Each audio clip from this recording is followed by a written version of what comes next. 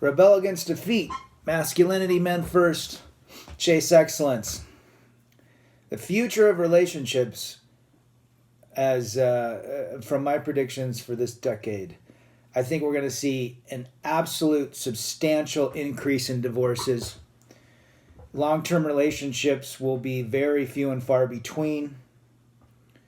Women will continue with their princess destiny syndrome. Women will increase in their consumption of alcohol, boxed wine in specific order. We're going to see women on more medications, multiple medications, antidepressants, medication of anxiety, you name it.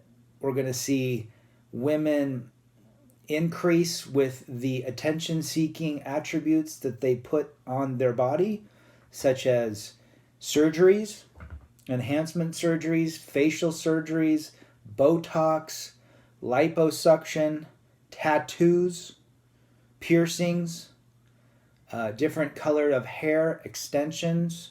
I've noticed a lot that women put a lot of extensions, and as men, they know exactly how to get a man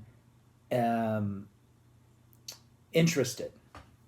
If they look good, they wear good makeup, if they have nice hair, flowing, thick hair, that's a very attractive trait that men seek in women. We don't like little short-haired women with different multicolors. We love nice, thick, flowing hair. We're going to see more extensions. We're going to see more clothing that enhances the woman's physique. Women are going to seek more attention on social media. They are going to seek validation as much as possible, which this whole loop of validation, external enhancement, and medication and wine all kind of fit in a circle, right?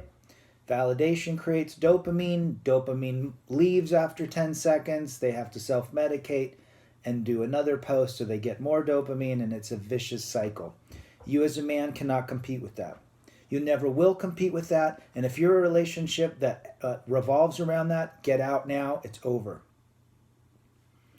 I've always said no long-term relationships, no marriages, no cohabitating. Short-term relationships only. 2 to 3 throws, done, get out, ghost. If you have to do that. However, there is peace of mind and calmness when you are not dealing with the frustrations of a woman. That's all I'm going to say. If you're interested in dating, short term only, ghost after you're done and be done, move on to the next one if you need that need. So moving forward, we're going to be seeing the same people that are on the dating sites will continue to be the same women. Women will complain that there are no good men, but in reality, there are no good women that will make the true commitment of respecting their man, standing behind their man, and honoring their man. Remember, it's all lopsided now. The men that get in relationships, these cucks, these betas, they put these women on pedestals. Unbeknownst to them that their women, the women they put on pedestals, are completely revolted by these beta providers. They're seeking the Chads, Tyrones, and Pookie Ray Rays. They're thinking of them while they are in the sheets with the beta providers. They never loved that beta provider. He was never their first option.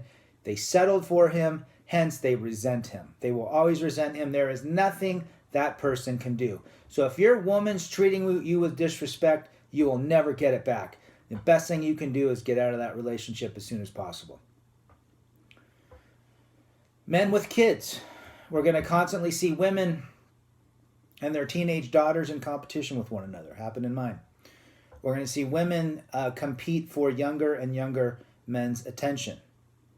Because older men have wised up to see that, hey, getting involved with a woman involves family courts, potential police issues, financial chaos, and just not a very positive effect moving forward. And we'll continue to see that.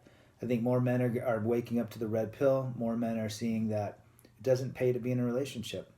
And there's pickup artists that do this red pill joke. Guys, it's the same.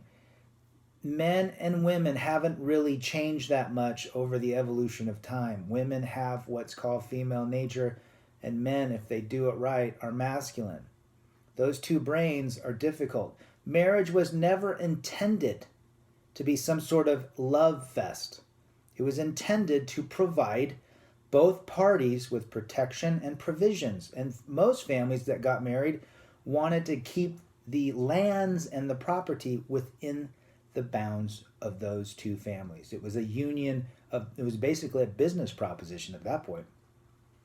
Women never love the guy they marry. The moment they marry, they know they've captured that man, and now they resent him.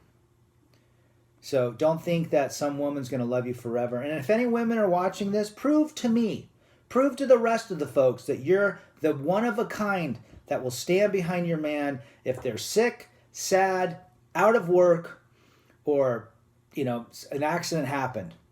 Do you know how many times women have cheated on men based on those four factors? A man loses his $10 million property, a business, women's off monkey branching. A guy gets sick, a real good friend of mine got sick, big man, 6'4", had a ton of money behind him. She's out sucking other bananas.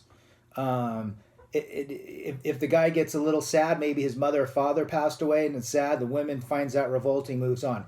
You as a woman, explain to me how you would stick around. I'd love to hear it, because I just don't believe you. It's just not in your nature. Rebel against defeat, chase excellence, masculinity, men first. Thanks for watching.